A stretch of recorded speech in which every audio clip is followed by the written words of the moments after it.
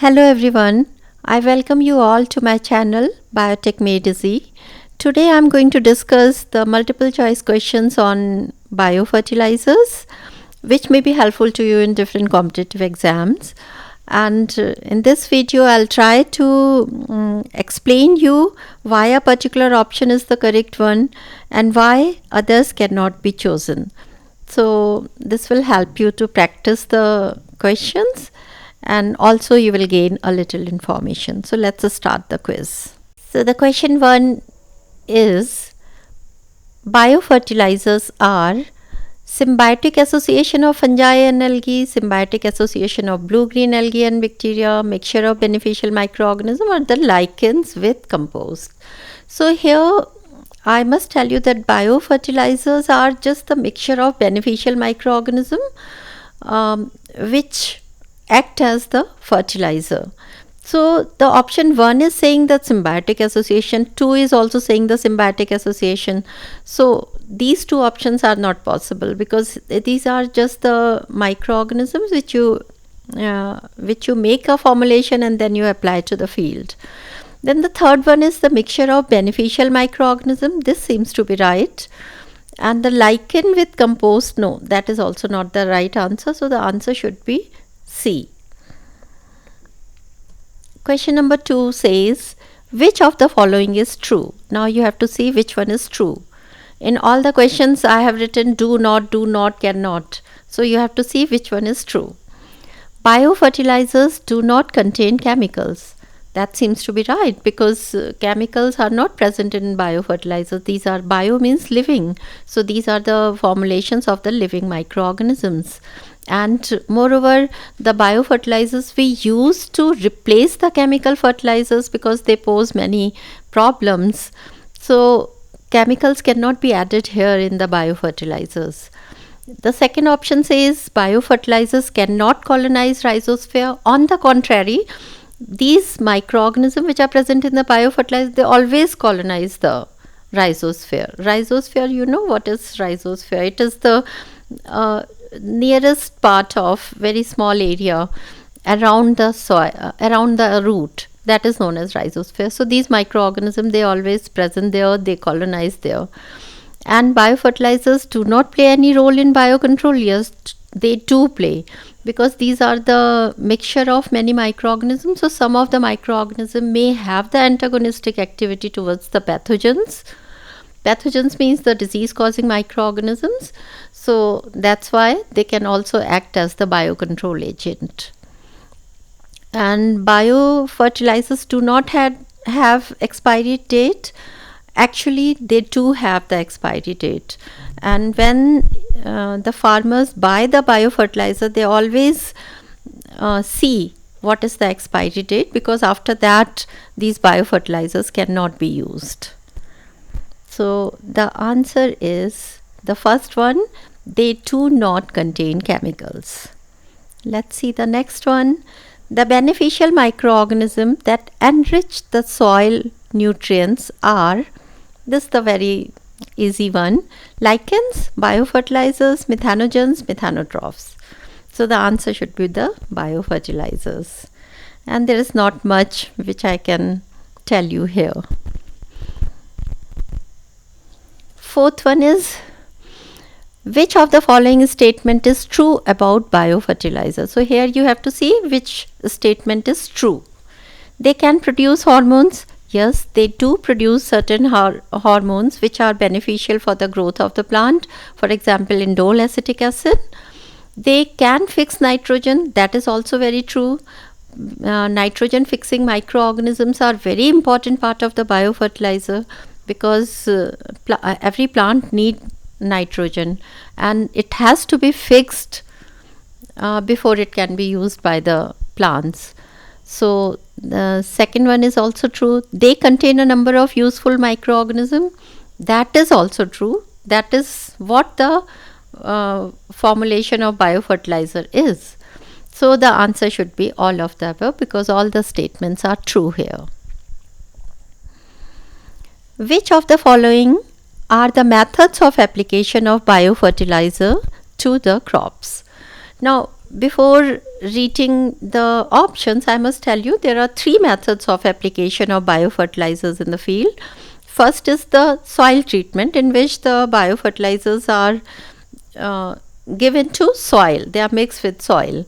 And second is the seed treatment, here the treatment is given to the seeds.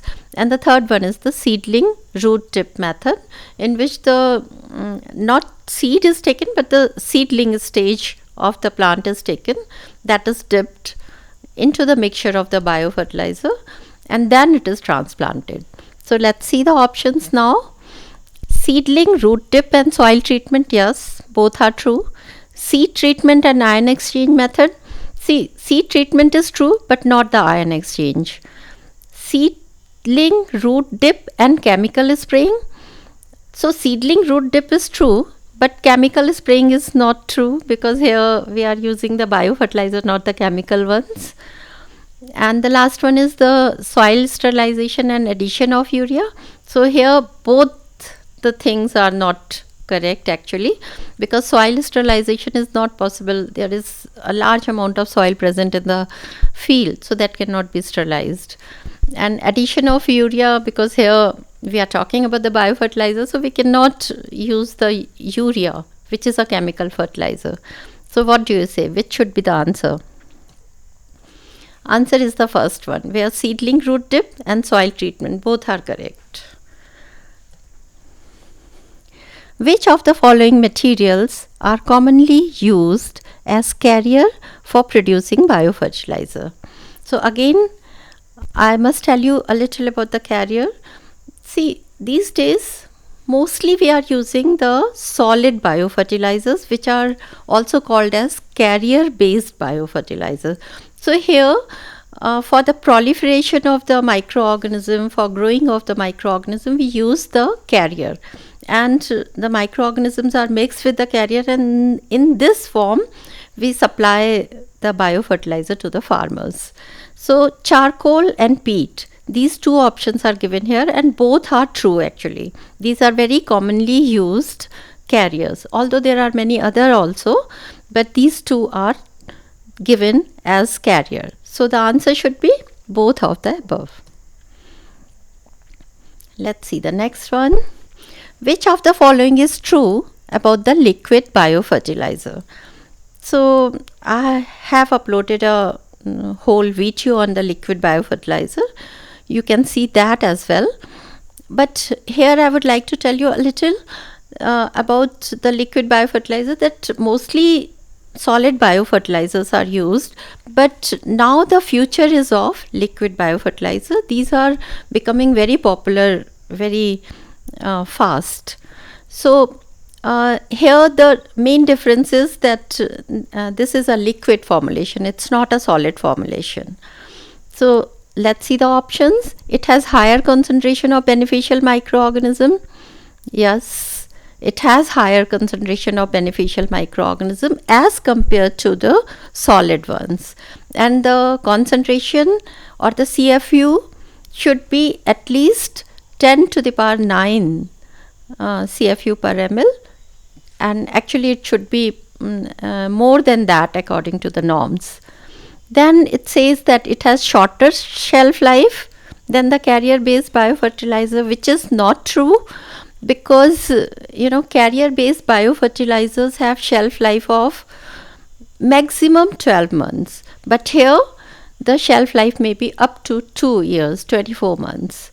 It is generally liable to lots of contamination. No, on the contrary, the contamination problem is less here in liquid biofertilizer.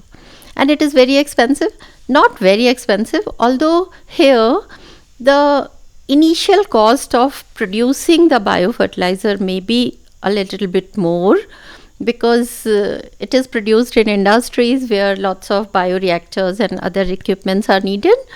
But then if you see in long run, then they are very cost effective. So here the answer should be the first one. Now comes the question number 8. What is the disadvantage of biofertilizer? Although mostly the advantages are there, but some challenges, some disadvantages are also there. They can be the cause of pollution. No, actually, the chemical fertilizers are the cause of the pollution, and that's why we are looking for a replacement.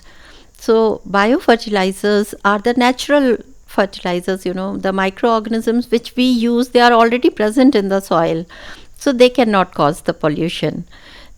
Second is they can have potential competition with native microorganism. Yeah, that is actually true, because when you use these microorganisms and when you supply these microorganisms in the soil, then they have to compete with the native microorganisms which are already present in the soil, in the rhizosphere. So the competition is there. That is true. So should we see the answer first? Yeah, so that is the answer.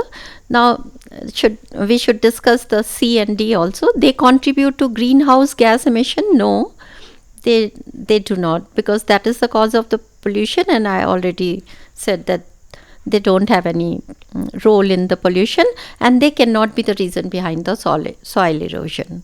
So these two last, C and D, are not true. A is also not true. B is the one. Azolla, which is used as biofertilizer and green manure, is aquatic phytoplankton, aquatic fern, or bryophyte, or fungi. So, see, azolla is not a microorganism, but it is still used as biofertilizer. Why? So, it is because azolla have a symbiotic association with anabina. So, and anabina is the one which can fix the nitrogen. So, that is why azolla can be used. So, here in the options, aquatic phytoplankton is not possible, although azolla is aquatic.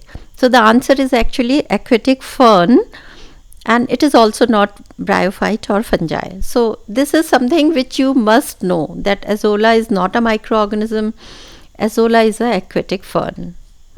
So the answer is B. Question number 10 is also related to this. Anabina, a cyanobacterium, forms a symbiotic relationship with one of the following. So you have to find out the right one. So we just discussed in question number 9 that azolla is the one, so you must be knowing. And I also told you that Anabina is the cyanobacterium which is there in azolla, and it is in symbiotic relationship. The full name of Anabina, full name of this microorganism is Anabina azoli. So that is the right answer. Azolla is the right answer. 11th is biofertilizers are preferred over chemical fertilizers. Of course, they are preferred over chemical fertilizers. There is lots of hue and cry these days that chemical fertilizers use should be reduced. So why? They are eco-friendly, biofertilizers. Actually, they are eco-friendly. They are quicker in releasing nutrients. No. Actually, the chemical fertilizers give better results because they are quicker in releasing the nutrients. They give higher yield. Is that true? Biofertilizers give higher yield? No, actually the chemical fertilizers give higher yield. They support faster crop growth. Is it true for the biofertilizer? No, it is not true for the biofertilizer. So the only thing which is true out of these 4 options is they are eco-friendly. They do not have any harmful effect. And chemical fertilizers have many good things about them. The yield is better. They release the nutrients very quickly. The faster crop growth is there. All these things are there. But the main problem is that they produce lots of pollution. And the last one is India's green revolution was possible due to biofertilizers, chemical fertilizers, transgenic crops, and use of old traditional crop varieties. So here you don't get confused. Here the answer is not biofertilizer, I'm telling you initially. You must be knowing that green revolution took place in India during 1960s and 70s, and because of that We started using the new technology in agriculture. We started using the new varieties, and also we started using the chemical fertilizer. So here the answer should be the chemical fertilizer. So the green revolution in India was possible because the chemical fertilizers were used. So it was, don't get confused, it was not because of the biofertilizers. So that is all. This was the first part of the quiz, and then after this you can go through the second part of the quiz. This one was more about the general aspects of the biofertilizers, but in the second one we'll have more about the microorganisms involved in biofertilizers. So that is all. So I wish you best of luck for all your competitive exams, and see you in the next quiz. Thank you.